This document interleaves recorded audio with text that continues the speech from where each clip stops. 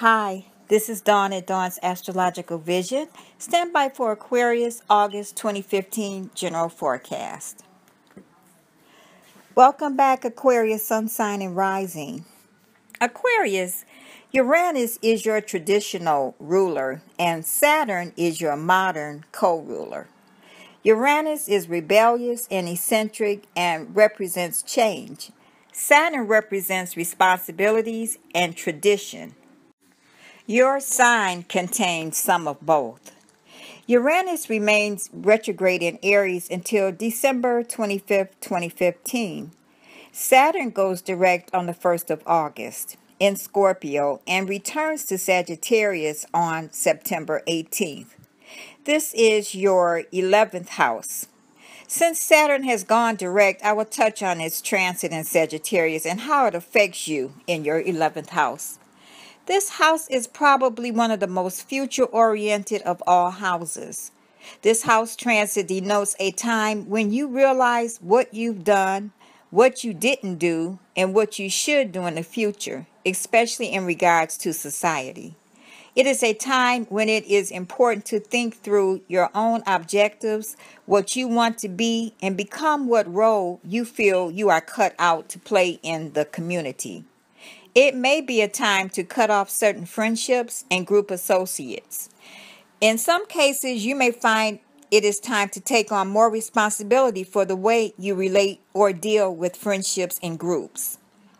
The 11th house itself corresponds with the sign Aquarius, and it is a time of distributing and dispensing to others what you have learned and acquired during the last 28 years, while Saturn transited the other 10 or 11 houses, Saturn is finishing up the last degrees of Scorpio and squares Venus in retrograde Leo on the 4th.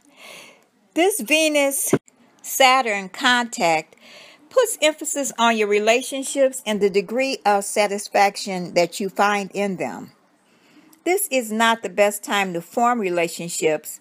There may be a fear of closeness and a fear of being vulnerable over the next couple of days. Venus retrograde is a time that relationships from the past may reappear. It is not the best time for beauty treatments, cosmetic surgery, or redecorating the home. This is not the best time to purchase clothing or jewelry, change your makeup or hairstyle. Venus goes direct on September 5th. The Sun is in the sign of Leo, your 7th house, until the 23rd. The 7th house is the house of others, but also the inner self. During the next 3 weeks, your house of partnerships are highlighted. This is a good time to contact a lawyer, doctor, or any other professional expert. Actually, you will not get much benefit from keeping to yourself during this phase. On the 21st, the Sun in Leo makes a square to Saturn in Scorpio. This will affect your 7th house and 10th house, and you feel restrictions and responsibilities are hemming you in for the next couple of days. In reality, this is one of the most fruitful processes because it can unearth unhealthy and unproductive attitudes that block your personal progress. Achievements take hard work over the next couple of days. The new moon is in the sign of Leo on the 14th, your 7th house. This begins the fertile 2-week period of growth involving your personal relationships, including your marriage and business relationships. Negotiations are highlighted during this period, and this is a favorable time to begin new relationships or for already existing relationships. Issues of sharing and partnerships come to the fore. It is also a good time to go public with something if you have been holding off. On the 23rd, the Sun moves into your 8th house, the sign of Virgo. Jupiter is also in this house, and you should have a certain amount of material luck.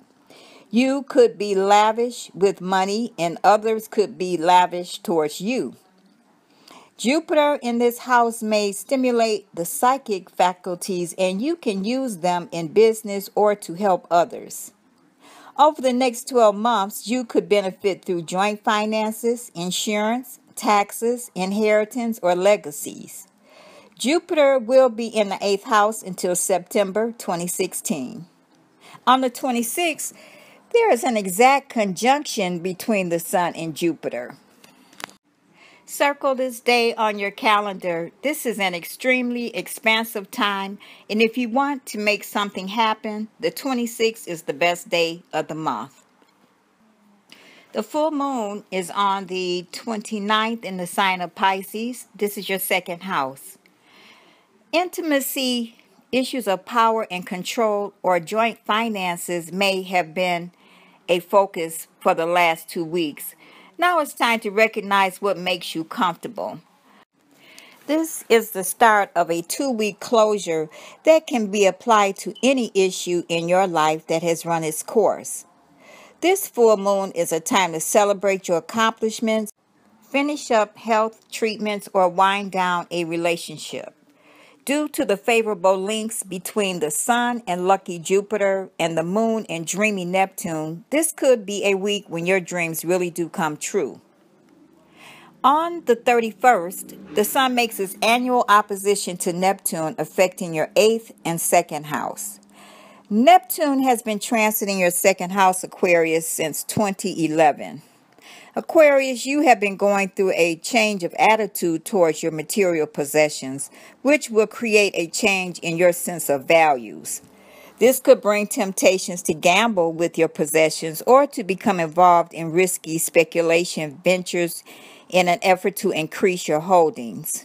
During this transit, you should be careful about managing your money and possessions and avoid gambling unless you are truly detached.